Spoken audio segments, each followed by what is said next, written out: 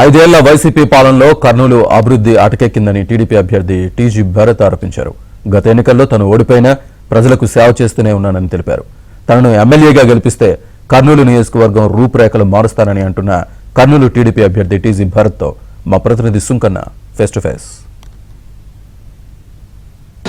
అభ్యర్థుల పోటాపోటీ ప్రచారంతో కర్నూలు రాజకీయాలు కాకపుడిస్తున్నాయి. గెలిపే లక్ష్యంగా కర్నూలు టీడీపీ అభ్యర్థి టీజీ భరత్ ఎన్నికల ప్రచారంలో దూసుకెళ్తున్నారు. మద్దూర్ నగర్లో ఎన్నికల ప్రచారానికి వచ్చిన టీజీ భరత్కు కాలనీ వాసులు అడుగడుగునా బ్రహ్మరథం పడుతున్నటువంటి పరిస్థితి. మనతో మాట్లాడేందుకు కర్నూలు టీడీపీ అభ్యర్థి టీజీ భరత్ ఉన్నారు. ఆయన సార్ ఒక్క అవకాశం ఇవ్వండి అని అంటున్నారు. ఒక్క అవకాశం ఇస్తే కర్నూలు నియోజకవర్గ ప్రజలకు ఏం చేస్తారు?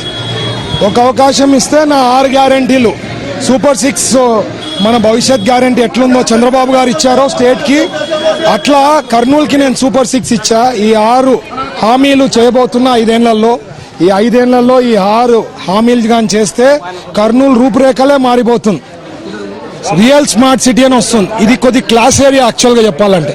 అట్లాంటిది ఒకసారి తిప్పి చూడండి, ఎక్కడైనా కాలువలు నిండిపోయి రోడ్ల మీదకి ఉంది. నేను ఒకటే చెప్తున్నా, నెక్స్ట్ టైం కానీ వైఎస్ఆర్ ప్రభుత్వం కానీ కంటిన్యూ అయితే ఇక్కడ ఇంకా స్విమ్మింగ్ చేసుకుంటూ వాళ్ళ ఇళ్ళకి పోవాల్సి వచ్చిన పరిస్థితి వస్తుంది. అంత ఘోరంగా ఉంది.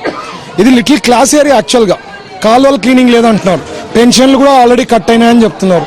చెత్తపైన పన్ను తీసుకుంటున్నారు సార్, కాలువ పైన అది పన్ను తీసుకోవడం లేదని చెప్పి మాకు వేస్తున్నారని బాధలు పడుతున్నారు. సో ఫ్యూచర్లో రియల్ స్మార్ట్ సిటీ చేయబోతున్నా. ఇట్లాంటివి 6 అంశాలు నేను ఏదైతే చెప్పానో అవన్నీ చేయబోతున్నా.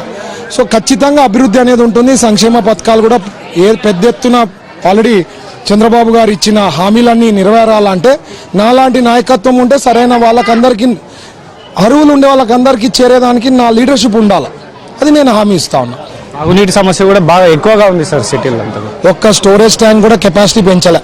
ఇంకా 2 నెలలు గడిచాల. నేను త్వరలో సమ్మర్ స్టోరేజ్ ట్యాంక్ కూడా పోయి చూసి అసలు ఎంత ఉంది, ఎన్నాళ్ళు వస్తుంది కొద్దిగా వివరం ఇస్తాను ఇంకా డీటెయిల్గా. ఇప్పటికైతే చాలా చోట్ల ఆల్రెడీ ప్రాబ్లమాటిక్ చెప్తున్నారు, ఆల్టర్నేట్ డేస్ అని చెప్తున్నారంట, కానీ అది 2-3 డేస్ కూడా వచ్చే పరిస్థితిలో ఉంది ప్రజెంట్. చదువుకున్న యువకులు కూడా ఉద్యోగాలు లేక ఇబ్బందులు పడుతున్నారు. సో పరిశ్రమలు తీసుకొచ్చి వాళ్ళకి ఎలాంటి ఉపాధి అవకాశాలు కల్పించబోతుంది? నేను పరిశ్రమలు తెస్తానని మాట ఇస్తున్నా.